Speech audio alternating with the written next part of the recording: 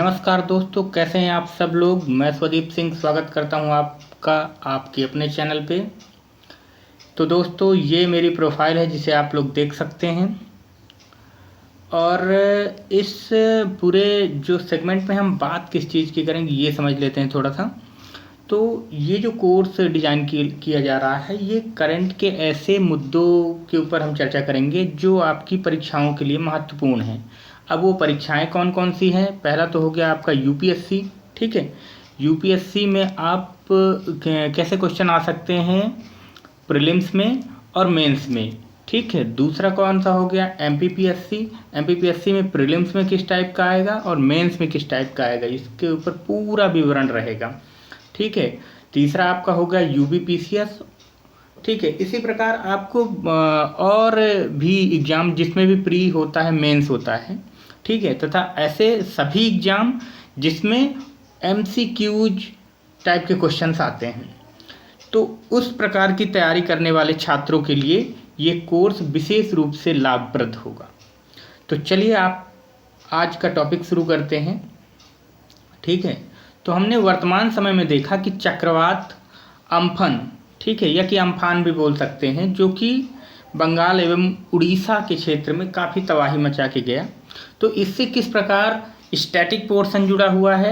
ठीक है, देखिए जीएस में क्या रहता है कि जो वर्तमान समय में क्वेश्चन आ रहे हैं, इसमें दो टाइप की चीज़ें हो रही हैं कि पीसीएस क्या कर रहे हैं, यूपीएससी क्या कर रहे हैं, डायरेक्ट क्वेश्चन नहीं उठाएंगे। ठीक है, डायरेक्ट क्वेश्चन ये नहीं पूछेंगे कि अम्फन कहाँ पे आया, कैसे आया। ये छोटे एग्जाम्स में क्वेश्चन आ सकता है, जैसे व्यापम में आ जाएगा। ठीक है, टीईटी के पेपर में आ जाएगा, इन सब एसआई परीक्षाओं में आ जाएगा। पर बाकी बड़े एग्जाम्स में इस टाइप के क्वेश्चन नहीं पूछे जाते हैं। बड़े एग्जाम्स क्या करते हैं कि बैकग्राउंड से क्वेश्चन उठाते हैं। अब वो क्या करेंगे कि जैसे चक्रवात आया तो इससे कैसे क्वेश्चन उठाएंगे, इसके बैकग्राउंड से कि चक्रवात क्यों आते हैं, कैसे बनते हैं, कारण क्या होता है इनका बनने का, इससे पूर्व सुपर साइक्लोन कब आए। ठीक है, और बहुत सारे इसमें सेगमेंट हैं कि किस प्रकार लो प्रेशर जोन बनता है, किस प्रकार हाई प्रेशर जोन बनता है। इस कारण से इन सब टॉपिक से क्वेश्चंस उठाए जाते हैं। अब हम ये भी आगे चर्चा करेंगे कि जो यूपीएससी है इसमें मेंस के क्वेश्चन किस टाइप से उठाएगा और प्रीलिम्स के क्वेश्चन किस टाइप से यूपीएससी रखेगा। तो इन सब विषयों पर चर्चा करते हुए इस कोर्स को डिजाइन किया गया है। ठीक है, तो चलिए स्टार्ट करते हैं इस पूरे टॉपिक को और एक अच्छी बृहद नॉलेज लेते हैं ताकि किसी भी प्रकार से आप इस सेगमेंट से कोई भी क्वेश्चन छूटे नहीं। ठीक है, तो ये देखते हैं सबसे पहले कि चक्रवात होता क्या है। अब चक्रवात उच्च ताप व निम्न वायुदाब के क्षेत्र, या कि आप केंद्र बोल सकते हैं, जिनके चारों ओर क्रमशः बढ़ते हुए वायुदाब की समदाब रेखाएं होती हैं। ठीक है, तथा पवन की दिशा परिधि से केंद्र की ओर होती है। अब अगर आप सिंपल लैंग्वेज में देखें तो चक्रवात, जैसे आप लोगों ने गांव की पृष्ठभूमि से लगभग हर आदमी रहते हैं, तो आपने बवंडर देखा होगा, ग्रामीण अंचल की भाषा में उसको बड़ाउर बोलते हैं। ठीक है, तो आपने उसी का बड़ा रूप जो होता है चक्रवात होता है। अब इसको थोड़ा सा डायग्राम में समझ लेते हैं। तो ये देखिए कि ये एक लो प्रेशर का जोन बन रहा है, इसी को चक्रवात की आंख बोला जाता है। अब इस लो प्रेशर के जोन बनने पर आप ये देखेंगे कि इसके चारों ओर जो है वो हाई प्रेशर है। तो हवाएं हमेशा क्या करेंगी, हाई प्रेशर से लो प्रेशर की ओर आने का प्रयास करती हैं, इसी कारण इसका उद्भव होता है। और आगे इसको और समझते हुए चर्चा करेंगे। ठीक है, उसके पहले हम ये देखते हैं कि ये चर्चा में ही पूरा सेगमेंट क्यों रहा है। इसके बारे में हमने देख लिया है कि क्यों चर्चा में सेगमेंट रहा है। अगर हम सुपर साइक्लोन की बात करें तो ये यहाँ पे जानकारी दी गई है कि इसके पहले 1999 में आया है और उसके पहले 1970 में आया था। जब 1999 में आया था तो करीब 5000 लोग मारे गए थे और 1970 में आया था तो करीब 5 लाख लोगों के आसपास मारे गए थे। तो यहाँ पे हमने सीख लिया कि चक्रवात है क्या। चक्रवात एक बवंडर का बड़ा रूप है, सिंपल लैंग्वेज हमको लेके चलना है। ठीक है, अब उसके बाद हम देखते हैं कि चक्रवात होता कितने प्रकार का है। तो प्रकार आप देख लीजिए, एक होता है उष्णकटिबंधीय चक्रवात, दूसरा होता है शीतोष्ण कटिबंधीय चक्रवात। अगर आप भूगोल की प्रारंभिक बुकों में आपने देखा होगा, 11वीं की एनसीईआरटी आप उठा सकते हैं, अच्छी बुक है, ठीक है। तो उसमें कटिबंध कैसे होते हैं, ठीक है, ताप के आधार पर पूरी पृथ्वी को बांटा गया है इस टाइप से, ठीक है। ये होता है, ये आपका उष्ण कटिबंध हो गया, ये शीतोष्ण हो गया, इस टाइप से कटिबंध को बांटा गया है, ठीक है। इसकी चर्चा भी हम जब भूगोल के टॉपिक पढ़ेंगे तो कर लेंगे। फिलहाल आप मात्र इतना समझिए, जो भी बिगनर थे उनके लिए बता रहे हैं, जो जानते हैं तो उनके लिए कोई दिक्कत नहीं है, ठीक है। बिगनर्स के लिए इतना समझना जरूरी है कि उष्ण कटिबंधीय क्षेत्र कहाँ से 0 डिग्री से लेके कहाँ तक होता है, 23.1/2, ठीक है। पर चक्रवात के टर्म में अगर हम बात करेंगे तो ये थोड़ा सा और आगे निकलेगा, कहाँ तक आएगा, 30 डिग्री तक, अर्थात 10 डिग्री से 30 डिग्री तक ही चक्रवात आएंगे, उष्ण कटिबंधीय चक्रवात। क्योंकि हम जानते हैं कि जो हमारा ये 0 डिग्री के आसपास का क्षेत्र होता है, 10 डिग्री इधर और 10 डिग्री इधर, मतलब उत्तरी गोलार्ध में 10 डिग्री और दक्षिणी गोलार्ध में 10 डिग्री, तो ये कौन सा होता है, ये शांत क्षेत्र होता है, जिसको क्या बोलते हैं, डोल्ड्रम बोलते हैं, ठीक है। इसीलिए 10 डिग्री से 30 डिग्री तक दिया गया है। अब यहीं से अगर क्वेश्चन बन जाता है कि उष्ण कटिबंधीय चक्रवात कितने डिग्री के बीच आता है, यूपीएससी हो गया, पीएससी हो गया, छोटे एग्जाम्स हो गए, ऑप्शन सेट कर देंगे कि ये आता है इतने 60 डिग्री से 65 डिग्री के बीच, 60 डिग्री से 90 डिग्री के बीच। एक ऑप्शन आपका ये दे देंगे कि 10 डिग्री से 30 डिग्री के बीच, तो आपको यही आंसर हो जाएगा। और दूसरे टाइप के जो चक्रवात होता है वो कहाँ से कहाँ तक आता है, 60 से 65 डिग्री के बीच, ठीक है। इस क्षेत्र में शीतोष्ण कटिबंधीय चक्रवात आता है। अब हम आगे देखते हैं, क्योंकि जो अभी हाल ही में अम्फन आया, ये टॉपिक इसीलिए चर्चा में है, ठीक है। हम उष्ण कटिबंधीय चक्रवात की ही चर्चा यहाँ पे करेंगे। अगर आप लोगों की डिमांड होगी तो फिर देखेंगे आगे के भी चक्रवात को कि किस टाइप के और होते हैं, शीतोष्ण कटिबंधीय का क्या पूरा सिस्टम रहता है। तो यहाँ पे उष्ण कटिबंधीय चक्रवात को हम देखते हैं कि ये मेनली कहाँ आता है, 10 डिग्री से लेके 30 डिग्री के बीच आता है, ठीक है। अब ये क्षेत्र कैसा है, उष्ण कटिबंधीय क्षेत्र, अर्थात कहाँ से कहाँ तक, कर्क रेखा से मकर रेखा तक। ये आपको पता होगा कि 23.1/2, ठीक है। ये नॉर्थ वाली रेखा को क्या बोलेंगे, 23.1/2 नॉर्थ को बोलेंगे कर्क रेखा, और 23.1/2 साउथ को बोलेंगे मकर रेखा, ठीक है। ये हो गई आपकी मकर रेखा। तो इन्हीं के बीच का क्षेत्र जो होता है उष्ण कटिबंधीय क्षेत्र होता है, इसी क्षेत्र में ये चक्रवात आता है। हमने डिग्री के भी माध्यम से देख लिया है। अब क्यों आता है इस क्षेत्र में, ये इसकी चर्चा करना बहुत ज़रूरी है, ठीक है। ये समझना बहुत ज़रूरी है कि क्यों आता है इस क्षेत्र में। सबसे बड़ी बात तो वाय, अगर जीवन में वाय आपका सॉल्व हो गया तो आप लोगों ने हर चीज़ सॉल्व कर ली, ठीक है। तो यहाँ पे देखते हैं कि क्यों आता है। सूर्य क्या है, सूर्य आप देखेंगे तो भूमध्य रेखा पे रहेगा मार्च के महीने में, फिर वो क्या करेगा, कर्क रेखा की ओर जाना चलेगा। ये 0 डिग्री है भूमध्य रेखा, विषुवत रेखा, आप जो भी समझे, इक्वेटर लाइन। ये यहाँ पे 23.1/2 डिग्री तक आएगा, ठीक है। कहाँ तक आएगा, कर्क रेखा तक आएगा, ठीक है। कर्क रेखा के बाद ये यहाँ तक, यहाँ कब आ गया, आपको पता होगा कि 21 जून को हम योग दिवस मनाते हैं। क्यों मनाते हैं, कर्क रेखा पे हमारा क्या रहता है, लंबवत हो जाता है सूर्य, ठीक है। इसीलिए हमने उसको इस टाइप का कर लिया है। सूर्य हमारे ऊपर जस्ट रहता है, भारत के मध्य बिंदु से निकलता है, मध्य प्रदेश से भी भारत कर्क रेखा निकलती है, तो यहीं पे सूर्य लंबवत होता है। फिर ये आता है कब, सितंबर तक आ जाता है, कहाँ पे, फिर से भूमध्य रेखा पे आ जाता है। फिर ये क्या करता है, दिसंबर तक आता है, कहाँ पे, मकर रेखा पे। तो जब यहाँ पे आप देखेंगे कि जैसे सूर्य यहाँ आ जाता है, हम लोग कहाँ पे रहते हैं, भारत में रहते हैं, तो आप देखेंगे भारत में ठंडी पड़ने लगती है, अच्छी तीव्र ठंडी पड़ती है, नवंबर दिसंबर वाली, ठीक है, जिसको बोलते हैं जनवरी वाली।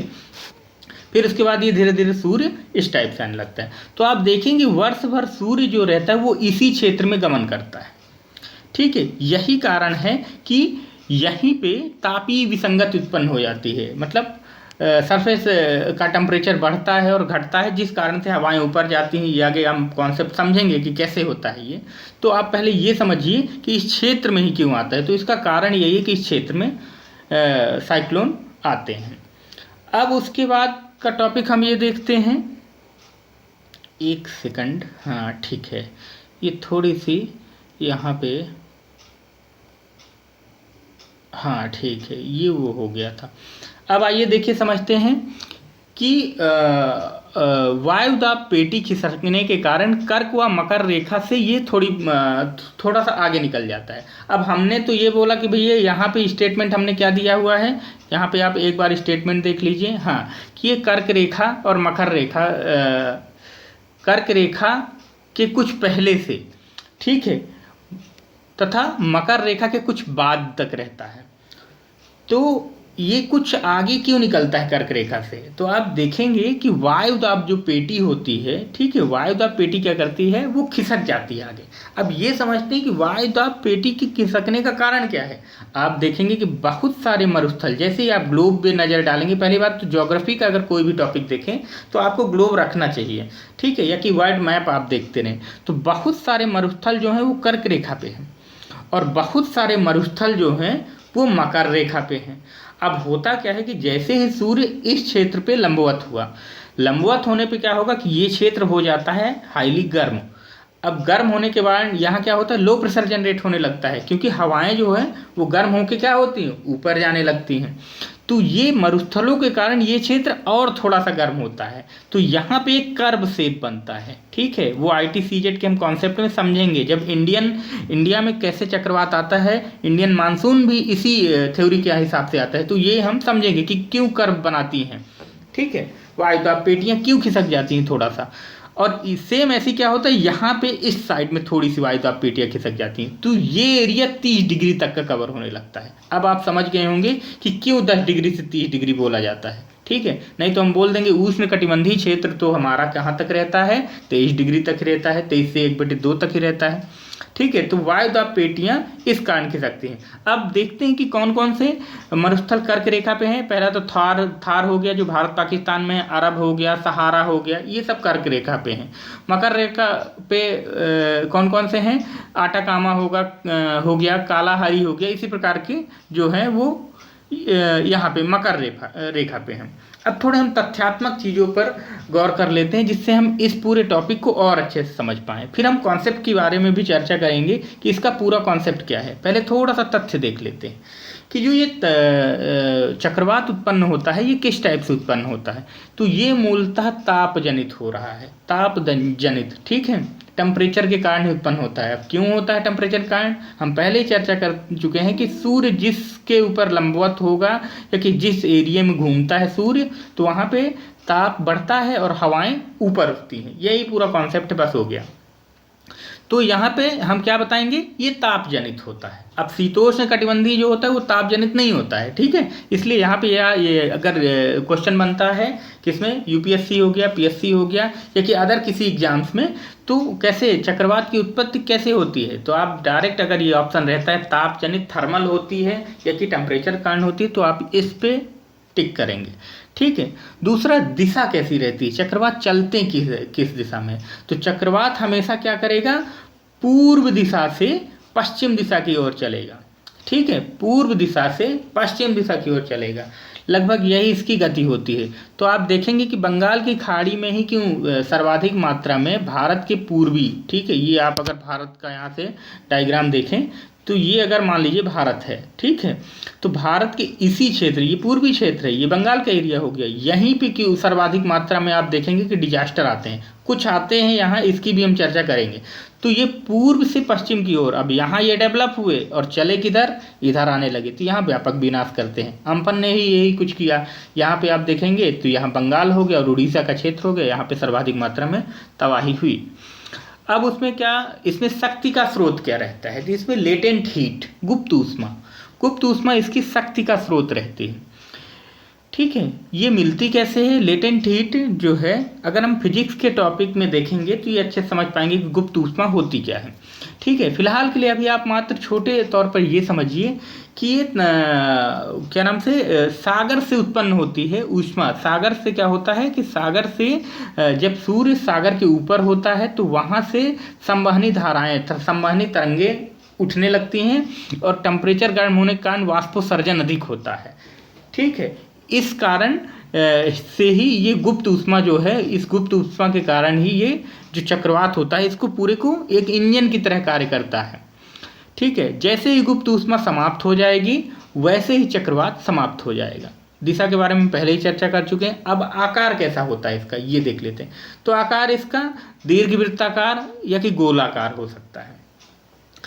हाँ, अब आगे आता है इसमें चक्रवात के शांत क्षेत्र की बात करते हैं। तो चक्रवात आप देखेंगे हम पहले ही चर्चा कर चुके हैं, जो बीच का लो प्रेशर जोन होता है वही शांत क्षेत्र होता है।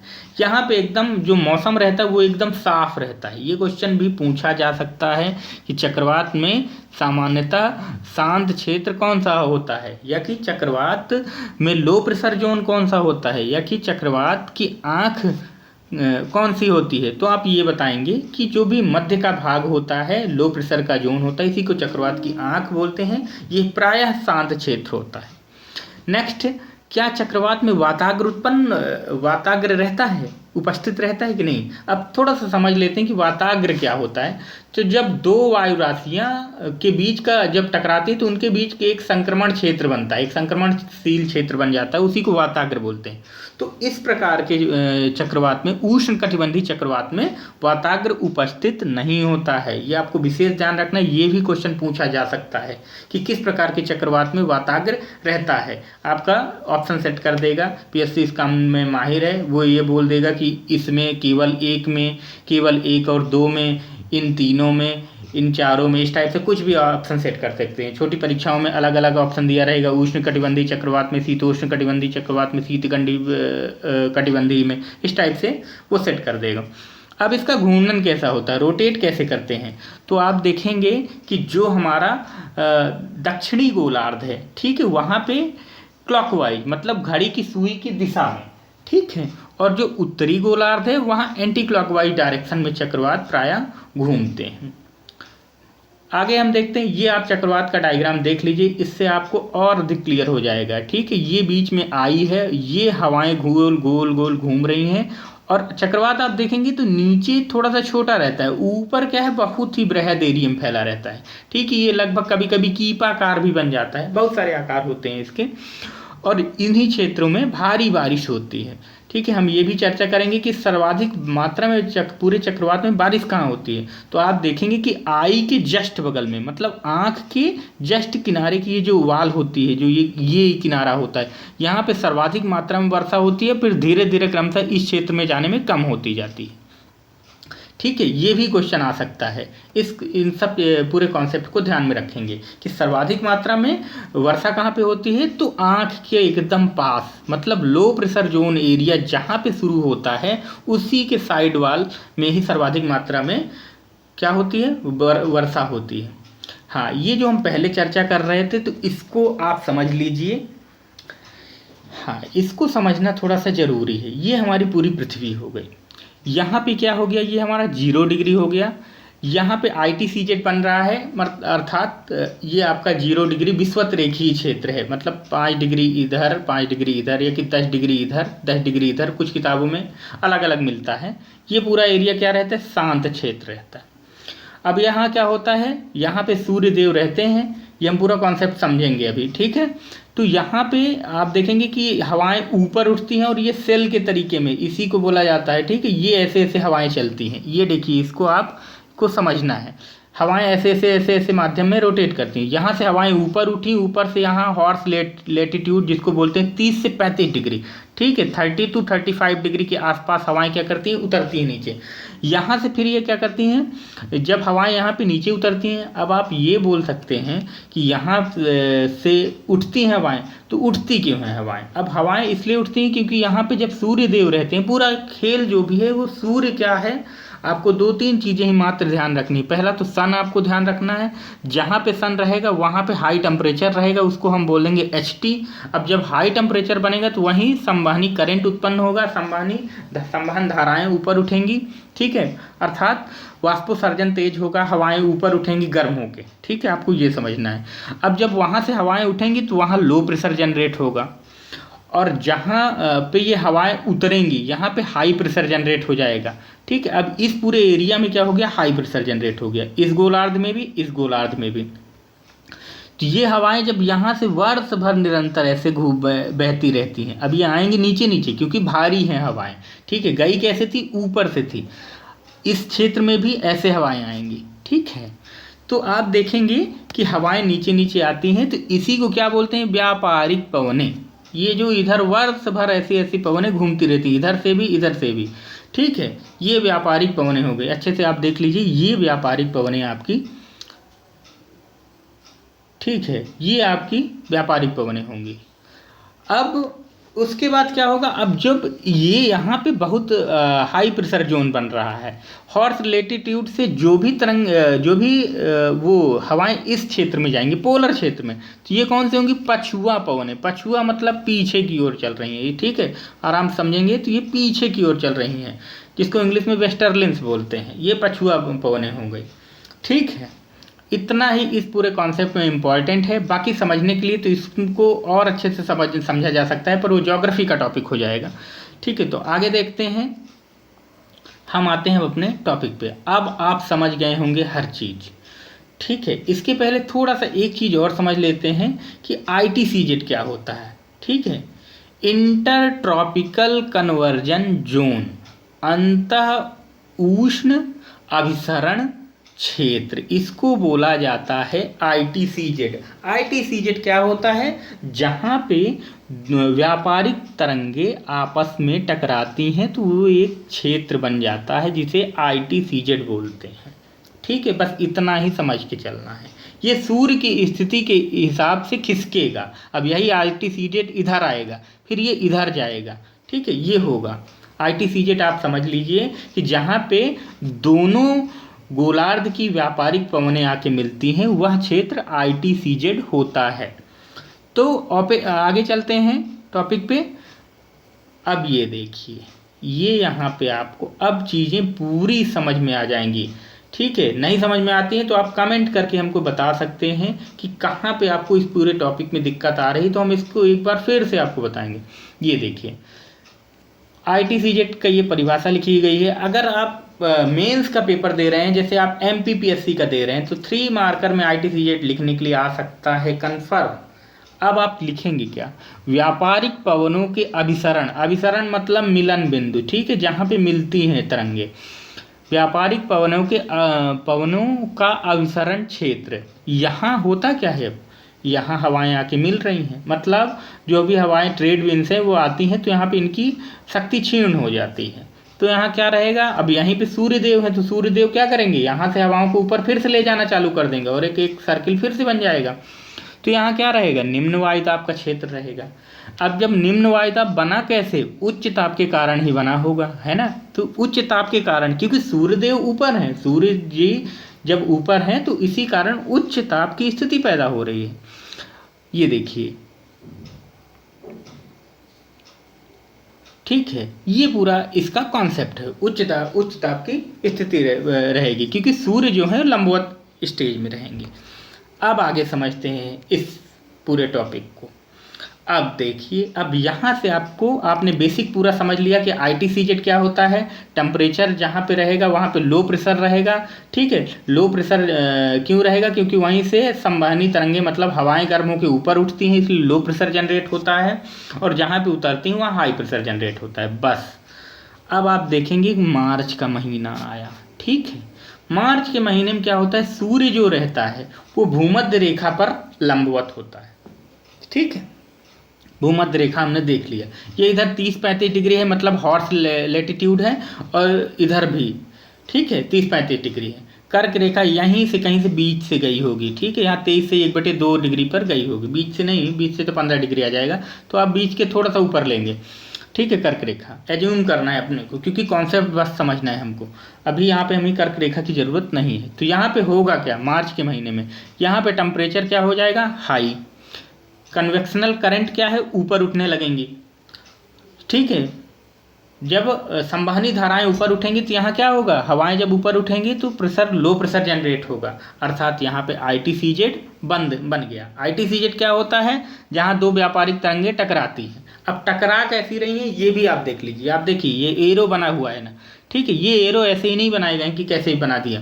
तो आप ये देखेंगे कि ये जो तरंगे हैं ये इस टाइप से टकरा रही हैं, अर्थात यहाँ से टकराएंगे और ऐसे ही निकल जाएंगे कहीं और वैसे ही ऊपर चली जाएंगी, ठीक है। सीधी टक्कर नहीं होती है, जहाँ भी सीधी टक्कर नहीं होगी वहाँ चक्रवात कभी नहीं आएगा। चक्रवात आने की एक कंडीशन होती है कि हवाएं को सीधे टकराना है। यहाँ पे कैसे हवाएं टकरा रही हैं, तो यहाँ पे आप देखेंगे कि यहाँ पे हवाएं जो है वो पार्श्ववर्ती टकरा रही, मतलब ऐसे टकरा रही हैं, ठीक है।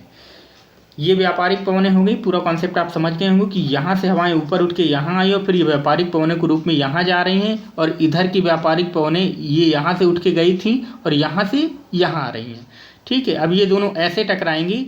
अब ये हो गया शांत क्षेत्र डोलड्रम का, तो यहाँ पे क्या होगा, चक्रवात कभी नहीं आएगा। कभी नहीं सुनेंगे कि भूमध्य रेखीय क्षेत्रों में चक्रवात आता है, ठीक है, इसलिए यहाँ पे चक्रवात नहीं आएगा। अब हम आगे का कॉन्सेप्ट देखते हैं,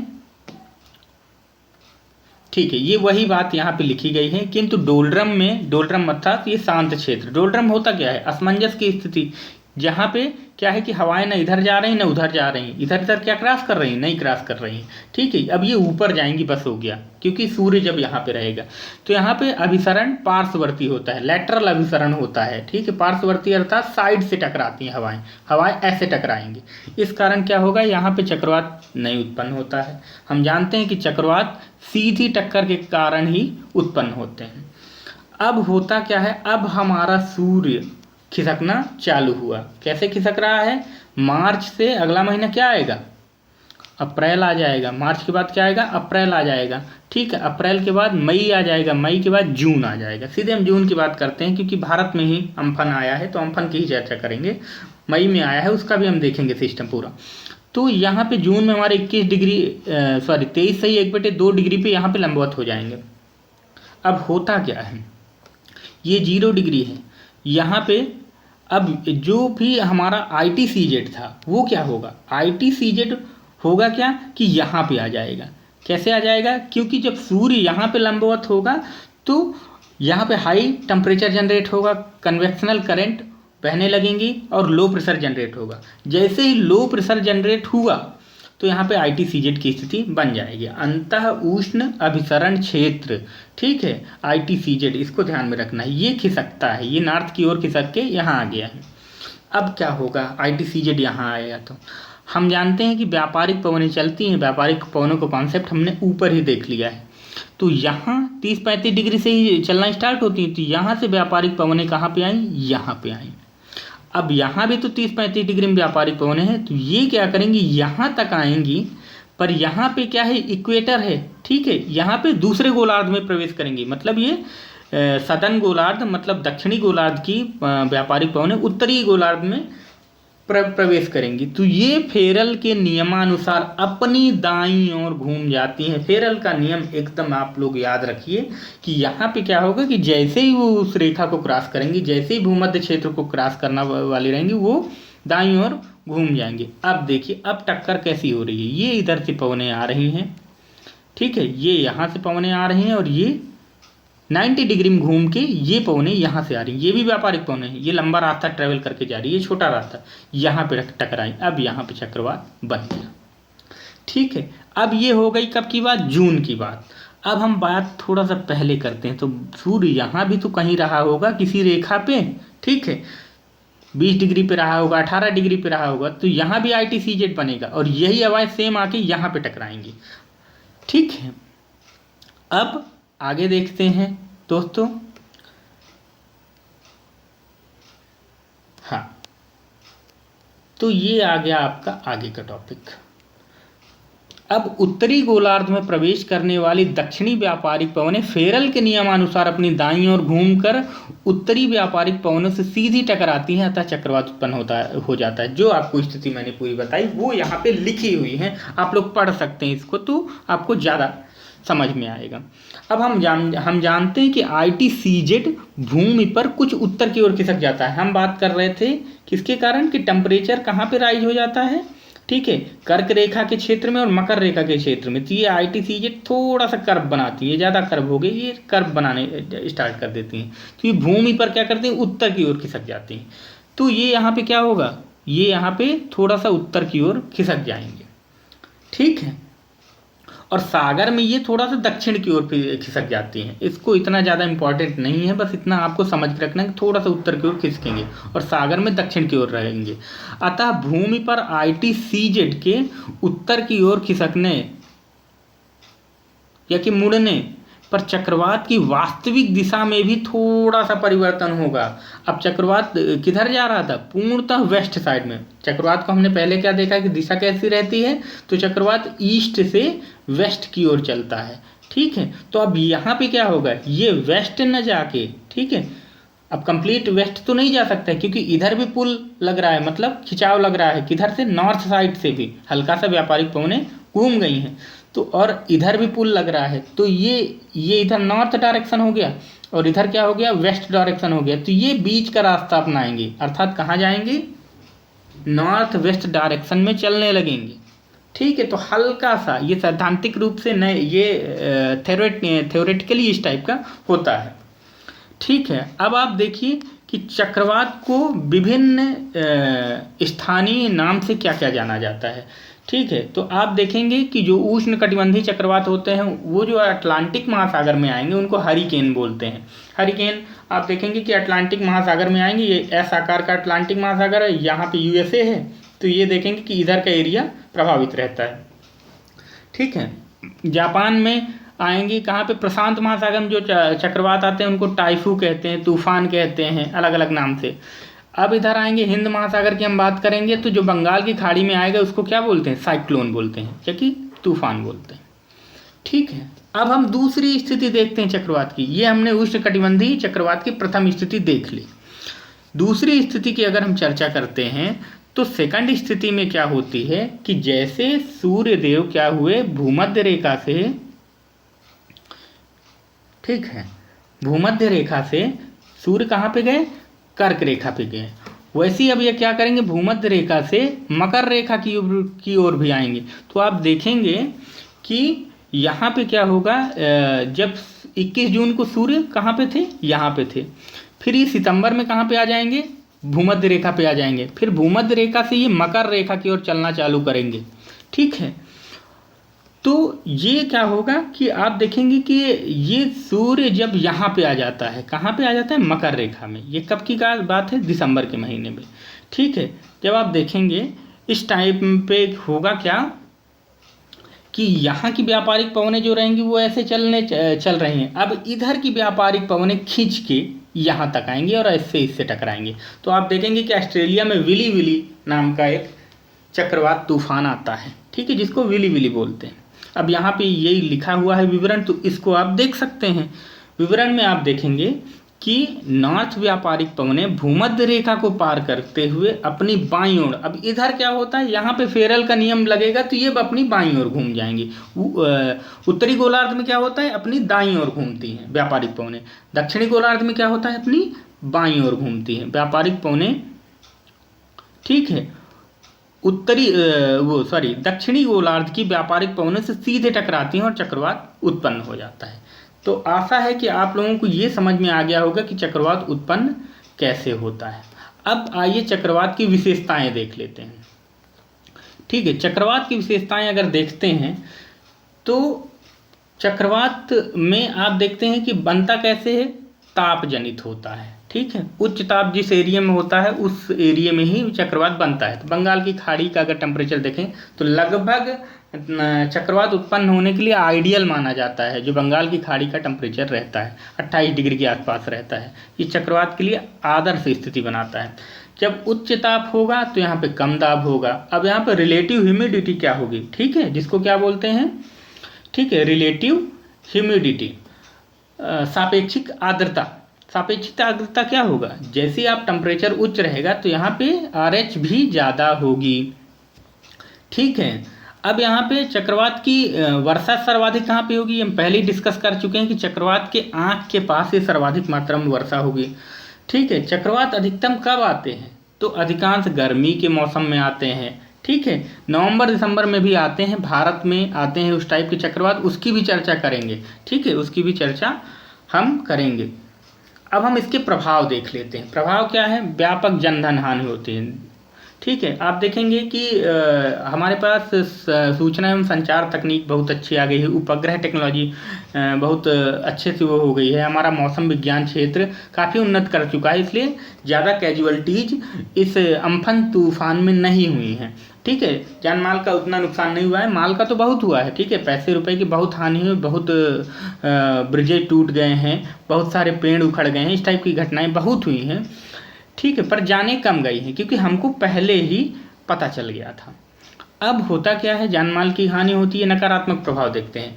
महाद्वीपों के पश्चिमी भाग, ठीक है, तक नहीं पहुंच पाते। चक्रवात होता क्या है? अब ये देखिए, जैसे ये अपना एशिया महाद्वीप है, तो ये किसी भी महाद्वीप में होता क्या है कि ये चलते कहाँ हैं? चलने की आप घटना देखेंगे, ये पूर्व से हमेशा पश्चिम की ओर चलते हैं।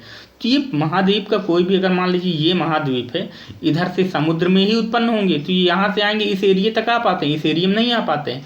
तो यहाँ पे बारिश होगी, ओले गिरेंगे, सब कुछ होगा। ठीक है, तो यहाँ पे होगा क्या? यहाँ पे आप देखेंगे कि हरा भरा क्षेत्र रहेगा, और ये एरिया आपका क्या रहेगा? डेजर्ट रहेगा। ठीक है, मरुस्थलीय एरिया रहेगा। तो किसी भी महाद्वीप में आप देखेंगे तो उसका पश्चिमी भाग ही मरुस्थलीय क्षेत्र होगा, लगभग कंडीशन की बात की जा रही है। ठीक है, जैसे आप भारत में थार मरुस्थल का जो लोकेशन है वो पश्चिमी क्षेत्र, मतलब राजस्थान और पाकिस्तान का कुछ एरिया आप पकड़ लें, तो क्यों उधर है? ठीक है, थार का मरुस्थल आप ये क्यों नहीं कह रहे हैं कि बंगाल में क्यों नहीं आ गया? ठीक है, उसका एक कारण क्या है? चक्रवात है। चक्रवाती वर्षा बंगाल के तटीय क्षेत्रों में, यूं कहे कि भारत के, ठीक है, भारत के इस क्षेत्र में होती रहती, इस क्षेत्र में वर्षा नहीं हो पाती है चक्रवात के कारण, क्योंकि चक्रवात में अधिकतर क्या होती है? बारिश होती है। ठीक है, आंधी तूफान चलते हैं, तो यहाँ तक चक्रवात की आर्द्रता खत्म हो जाती है, आते आते वही लेटेंट हीट समाप्त हो जाती है, तो ये एरिया क्या हो गया आपका? मरुस्थलीय हो गया। इस टाइप के क्वेश्चन हमेशा यूपीएससी पूछता है कि महाद्वीपों के पश्चिमी क्षेत्र ही क्यों, ठीक है, मरुस्थलीय होते हैं, या कि क्वेश्चन बना के दे सकता है कि भारत के पश्चिमी क्षेत्र में क्या है? थार का मरुस्थल है, जिसका एक कारण यह भी है, क्या दे देगा? उष्णकटिबंधीय चक्रवात नहीं पहुंच पाता है, शीतोष्णकटिबंधीय चक्रवात नहीं आता है, और भी किस टाइप के यूपीएससी काफ़ी डिफरेंट टाइप के ऑप्शन देता है। ठीक है, तो आपका आंसर क्या रहेगा? आपका आंसर यही रहेगा कि इस क्षेत्र में चक्रवात द्वारा बारिश वगैरह घटनाएं नहीं हो पाती हैं। ठीक है, सेम ऐसी सहारा के साथ भी है। आप किसी भी कॉन्टिनेंट का पश्चिमी क्षेत्र देखेंगे तो वहाँ पे मरुस्थल पाए जाते हैं। अब इसका सकारात्मक पक्ष क्या है? क्योंकि अधिकांश पूर्वी क्षेत्र में ही बारिश होती है। ठीक है, चक्रवात कारण जो चक्रवाती वर्षा होती है, तो महाद्वीप का जो भी पूर्वी हिस्सा होगा, ठीक है, जैसे हम मान सकते हैं ये महाद्वीप होगा, इसका जो भी पूर्वी हिस्सा होगा, ये वाला क्षेत्र होगा, वो हमेशा हरा भरा रहेगा एवं मानसूनी जलवायु के लिए एकदम उपयुक्त स्थान होगा। तो आप भारत में देख लें, छोटा सा एग्जाम्पल आप क्या लें? भारत का एग्जाम्पल लें, महाद्वीप का एग्जाम्पल नहीं लें। ये आपका भारत है, ये यहाँ पे चक्रवात आते हैं, ये पूरा एरिया, ठीक है, में वो होगा, बारिश होती है। और पूरे भारत में, क्योंकि तीनों ओर से समुद्र से घिरा हो, तो यहाँ भी चक्रवात उत्पन्न होते हैं, यहाँ भी चक्रवात उत्पन्न होते हैं। तो यहाँ पे क्या होता है? पूरी मानसूनी जलवायु पाई जाती है, मानसूनी जलवायु पाई जाती है। तो ये मानसूनी जलवायु उत्पन्न होने का कारण है। अब ये हमने यहाँ पे साथ साथ इस पूरे टॉपिक को देखते हुए ये देख लिया कि किस टाइप के प्रीलिम्स के क्वेश्चन आते हैं। अब अगर मेंस के क्वेश्चन आएंगे तो किस टाइप के आएंगे, पहले यूपीएससी के लिए समझते हैं। ठीक है, यूपीएससी अगर यहाँ से क्वेश्चन बनाएगा तो क्वेश्चन ये बना सकता है कि हाल ही में अम्फन तूफान आया, ठीक है, इस परिप्रेक्ष्य में आप बताइए कि उष्णकटिबंधीय चक्रवात कैसे उत्पन्न होते हैं तथा इसकी विशेषताएं क्या होती हैं, इसके लाभ हानि क्या है, प्रभाव क्या है, ये आपसे बना के पूछ सकता है। एमपीपीएससी में डायरेक्ट पूछता है कि चक्रवात क्या है, इसके आने के कारण क्या हैं, ठीक है। और बाकी एग्ज़ाम्स में जिनमें आपने वो देखा, जो वनडे एग्ज़ाम होंगे जिसमें एमसीक्यूज आएंगे, एमसीक्यूज टाइप के क्वेश्चन आते हैं, तो उस टाइप का हमने डिस्कस पहले ही कर लिया है। अब एमपीपीएससी के लिए परिप्रेक्ष्य में और अच्छे से अगर बात करें तो यहाँ से 3 मार्कर क्वेश्चन निकल के आते हैं। 3 मार्कर क्या आता है क्वेश्चन निकल के, कि ITCZ क्या है, ठीक है, डोलड्रम क्या है, व्यापारिक पवने क्या है, ठीक है, इस टाइप के पूरे क्वेश्चन आ रहे हैं। तो ये क्वेश्चन 3 मार्कर में बन सकते हैं आपके। अब ये पूरा हमारा चक्रवात का टॉपिक खत्म हो गया है। किस हिसाब से हमने अभी क्या क्या समझा है, एक बार अगर रिवाइज करें तो हमने सबसे पहले देखा कि चक्रवात होता क्या है। चक्रवात के बाद हमने ये देखा कि चक्रवात उत्पन्न किस क्षेत्र में होता है, चक्रवात उत्पन्न किस क्षेत्र में होता है। उसके बाद हमने ये जाना कि चक्रवात कैसे उत्पन्न होता है, ठीक है। फिर चक्रवात की विशेषताएं क्या है। अगर चक्रवात की विशेषताएं लिखने के लिए आ जाता है 6 मार्कर में, एमपीपीएससी खास इस टाइप के क्वेश्चन बना सकता है। एमपीपीएससी चक्रवात के प्रभाव भी पूछ सकता है, तो आप पूरे ही नकारात्मक ही नहीं लिखते बैठेंगे कि हर चीज़ का नुकसान हो जाता है, ये हो जाता है। कुछ सकारात्मक प्रभाव भी हैं, तो वो भी हमको बताने पड़ेंगे, ठीक है। तो सामने वाला जो विशेषज्ञ रहेगा, जो आपकी कॉपी चेक करेगा, तो उसको ये फील होगा कि नहीं, बच्चे को चीज़ें अच्छे से समझ में हैं। उसके बाद ये क्वेश्चन आपके बन सकते थे। अब हम आगे के लेक्चर में इसका जो सेकंड पार्ट आएगा, क्योंकि ये थोड़ा सा टॉपिक बड़ा हो रहा था, इसलिए हम यहाँ पे इसको क्लोज करेंगे। अब आगे का जो हमारा रहेगा, तो हम मेनली बात करेंगे कि जो भारत में साइक्लोन किस टाइप से, ये जो उष्णकटिबंधीय चक्रवात आते हैं और किस टाइप से आते हैं, किस कारण से ये ज़्यादा विध्वंसकारी हो गए हैं। हाल ही के वर्षों में हमने देखा है कि चक्रवातों की बारंबारता में वृद्धि हुई है, अर्थात चक्रवात ज़्यादा आने लगे हैं। यूपीएससी क्वेश्चन ये जरूर बना सकता है, ठीक है, कि हाल ही के वर्षों में भारत जैसे देश के आसपास चक्रवातों की बारंबारता में वृद्धि हुई है, ठीक है। तो यहाँ पे हमारा अर्बनाइजेशन कितना जिम्मेदार है, हमारे विकास के कार्य कितना जिम्मेदार हैं, ठीक है, और हमारा जो जलवायु परिवर्तन हो रहा है ये कितना जिम्मेदार है, ये सब कुछ हम नेक्स्ट इसी के पार्ट सेकंड में डिस्कस करेंगे। आशा करते हैं कि वीडियो आपको पसंद आया होगा। वीडियो को आप रेट करें, रिव्यू करें, सब्सक्राइब करें, ठीक है, और लोगों को बताएं, दोस्तों को बताएं, ताकि उनका भी नॉलेज बढ़े, ठीक है। तो मिलते हैं नेक्स्ट वीडियो में। धन्यवाद।